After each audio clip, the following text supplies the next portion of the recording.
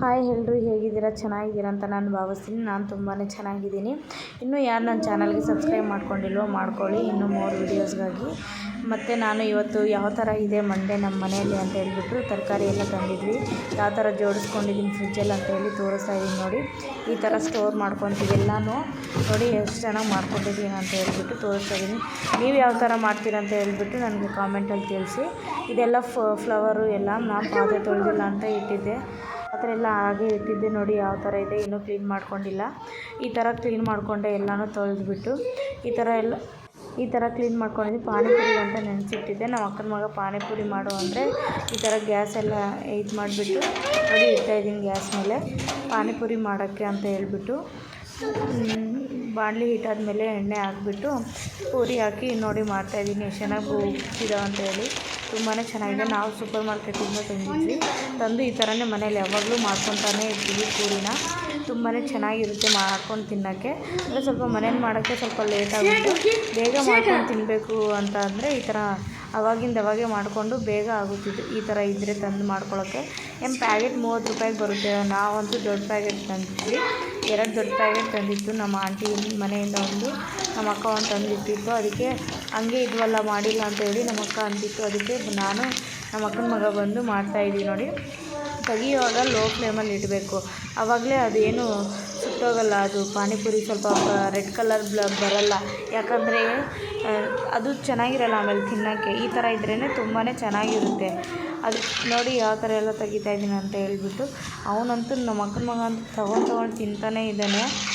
ತುಂಬಾ ಚೆನ್ನಾಗಾಗಿದೆ ಅಂತೂ ಪಾನಿಪುರಿ. ನೋಡಿ, ನೋಡೋಕ್ಕೂ ಎಷ್ಟು ತುಂಬ ಕಲರ್ಫುಲ್ ಆಗಿದ್ದಾವೆ ಅಂತ ಹೇಳ್ಬಿಟ್ಟು ಇಷ್ಟೊಂದು ನಾನು ಮಾಡಿದ್ದೆ. ಆಮೇಲೆ ಪಾನಿಪುರಿ ಪಾನಿ ಮಾಡಿಕೊಂಡೆ. ಆಮೇಲೆ ನಮ್ಮ ಅಕ್ಕ ಬಟ್ಟೆಲ್ಲ ಹೋಗ್ತಿದ್ದು ನೋಡಿ ಯಾವ ಥರ ಹೋಗ್ತಿದೆ ಅಂತ ಹೇಳಿ ತೋರಿಸ್ತಾ ಇದ್ದೀನಿ.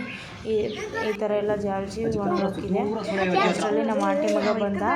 ಇದು ಬಂದು ನೋಡಿ ನೇಳೆ ಹಣ್ಣು ಕಿತ್ಕೊಬಂದವನು ಮರದಿಂದ. ಮರಕ್ಕೆ ಹತ್ಬಿಟ್ಟು ಎಲ್ಲ ಕೊಂಬುಗಳ ಥರನೇ ಅದರಲ್ಲಿರೋ ಹೆಂಗಾಯ್ತು ಹಂಗೆ ಕಿತ್ಕೊಂಡು ಬಂದವನೇ. ತಿಂತಾನೆ ಸುಮ್ಮನೆ ಪಾನಿಪುರಿನ. ನೋಡಿ ತಂದು ತಿಂತಾನೆ ಅವನಂತೂ. ನೋಡಿ ನೇರಳೆಹಣ್ಣು ಬಿಚ್ತಾನೆ ಅವನು. ಎಷ್ಟು ಚೆನ್ನಾಗಿದೆ ಅಂತ ಅಂದರೆ ತುಂಬಾ ಚೆನ್ನಾಗಿದೆ. ನೋಡಿ ಯಾವ ಥರ ಇದೆ ಅಂತ ಹೇಳ್ಬಿಟ್ಟು ಕಲರ್ಫುಲ್ಲಾಗಿ ತುಂಬಾ ಟೇಸ್ಟಿಯಾಗಿರುತ್ತೆ. ಇವನಂತೂ 2 ಸಲ ಕಿತ್ಕೊಬಂದವನೇ. ಮಾರ್ನಿಂಗ್ ಒಂದು ಸಲ, ಇದು ಈವ್ನಿಂಗ್ ಒಂದು ಸಲ ಕಿತ್ಕೊಬಂದವನೇ. ಅದಕ್ಕೆ ವಿಡಿಯೋ ಮಾಡ್ಕೊಂಡಿದ್ದೀನಿ ಯಾವ ಥರ ಇದೆ ಅಂತ ಹೇಳ್ಬಿಟ್ಟು.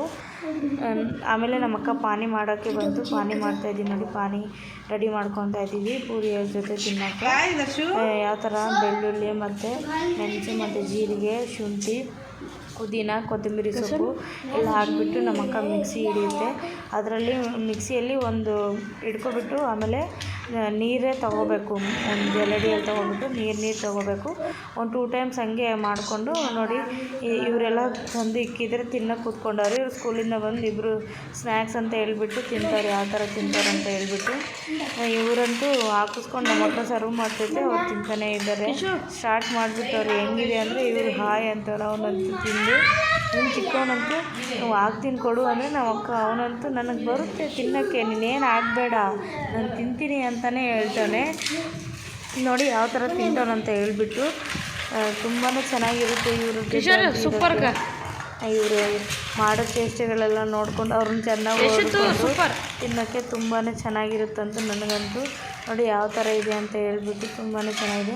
ನಮ್ಮ ಅಕ್ಕ ಸೊಪ್ಪು ತಂದಿತ್ತು, ಸೊಪ್ಪನ್ನು ಎಲ್ಲ ಈ ಥರ ಕ್ಲೀನ್ ಮಾಡಿಬಿಟ್ಟು ಇಟ್ಕೊಂಡಿದ್ದೀವಿ. ನೋಡಿ ತುಂಬಾ ಚೆನ್ನಾಗಿದೆ. ಲೈಕ್ ಮಾಡಿ, ಸಬ್ಸ್ಕ್ರೈಬ್ ಮಾಡ್ಕೊಳ್ಳಿ. Thank you.